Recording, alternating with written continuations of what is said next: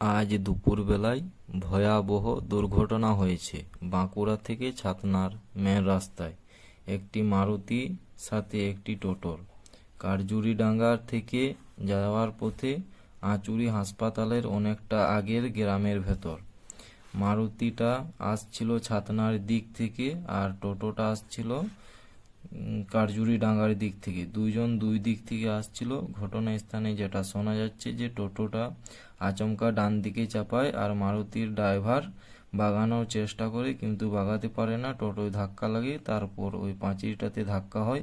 এখানে যারা ছিল তারা সবাই টোটো ড্রাইভারের দোষ বলছিল।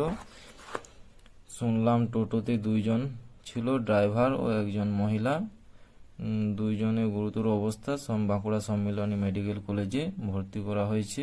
আর মারুতি যারা ছিল তাদের তেমন কিছু একটা হয়নি, তারা ভালো আছে।